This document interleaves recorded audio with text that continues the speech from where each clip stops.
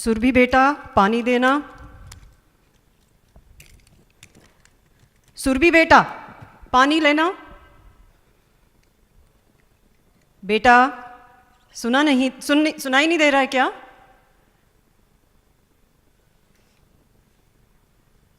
What if I can actually hear the words Surabhi, Pani, Dena, but I can't string them to make sense?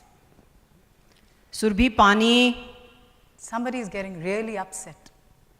And when I finally realize I have to give water, I'm stuck at my place because the signal doesn't go from the brain to the limbs to move. And so I know I have to give water, but my body is stuck, and I don't know how to use my body to accomplish this task. The skin receptors, they don't tell me how much pressure is needed to lift this bottle. And I can see water all brimming over, but the brain doesn't tell me to stop. You know how this is going to end for me? I'll be labeled stubborn, non-compliant, a problem child, a misfit in the family. And this is just a fraction of what life for an autistic kid can be like. Autism is a neuroprocessing disorder. What this means is that the brain of an autistic person is wired differently. It processes information very, very differently as compared to yours and mine. And so sometimes the signals to the brain are really, really inflated. I don't want to go to the washroom because all that water gushing down, it sounds like a waterfall. I feel I'll be sucked in. Sometimes the signals are really weak. I can't hear. I can't feel the pain when I cut myself. I don't taste flavors because everything tastes like rubber. And it's a broad spectrum. Some autistic kids are nonverbal. Some are high functioning, but socially isolated. Some suffer panic attacks. But with so much confusion and so much chaos up here, just to get a simple routine task done can be very, very challenging. Rahul was 2.5 when he was diagnosed with autism.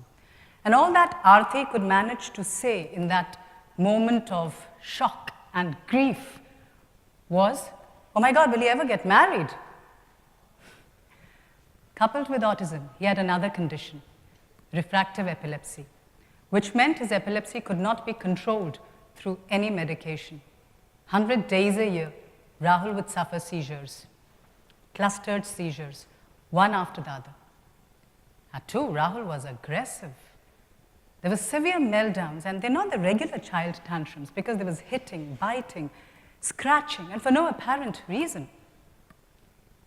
There was extreme non-compliance. Rahul was a puzzle because he was a child always on the go. He had a compulsive need to run. And so Rahul had to be put on a sensory diet. What this meant was that for the next 6 months, every hour, every waking hour, Rahul was made to crash into mattresses, jump on trampolines, taken to the park for running, jumping, all so that his body could get the movements it so craved. You know, it's like itching. If I'm itching, I just need to scratch and feel comfortable. Because unless I do that, I cannot function. It's also with Rahul. Unless his body was fed with the movement diet, he could not settle down to work. And between those movement sessions, Aarti taught Rahul whatever a mother can possibly teach a child. She taught him to communicate. Rahul had a vocabulary of just 2 words, mama and dada. But the challenge is, how do you teach a child who doesn't want to speak? She gave him the power of gestures. She showed him that instead of being aggressive, he could just use this to ask for something he wanted. And this gesture became the beginning of a journey to bring him back to the rest of the world. Aarti realized Rahul was a visual learner. She clicked more than 1,000 pictures of every place, every person, every object around Rahul and labeled it. She taught him that words have meaning. Therapists worked with Rahul. They taught him how to jump. The child couldn't jump. They taught him motor skills. They taught him to jump and clap together because he couldn't do two tasks simultaneously.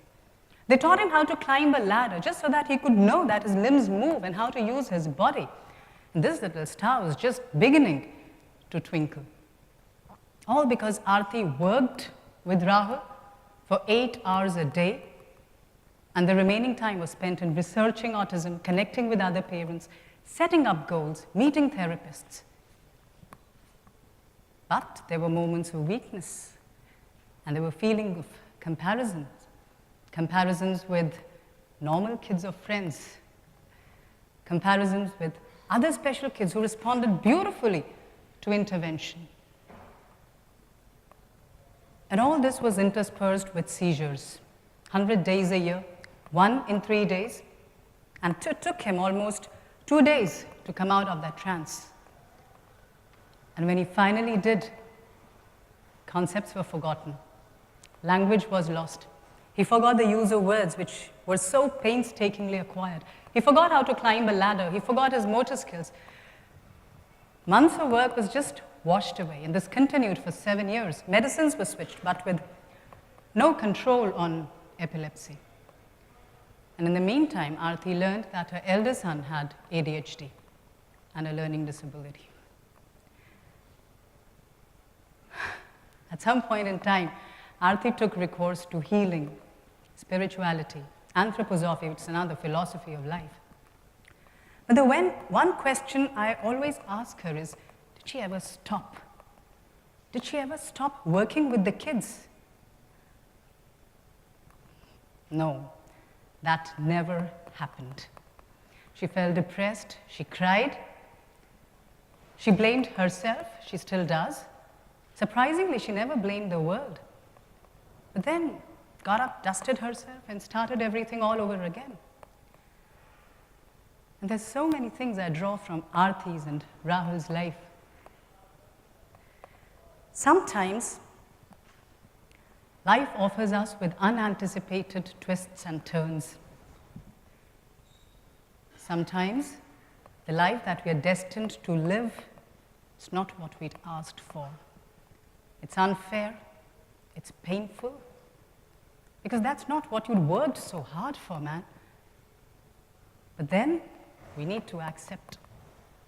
Because once we accept, we realize that this journey is also beautiful. This journey is different. It's different from what we'd planned for ourselves. Yet it offers some amazing vistas. Like Aarti says, before the 2 kids, she was adrift, afloat. The 2 kids bind her, anchor her, and she has so much to give back to life. Not for a moment did she lose her zest for life.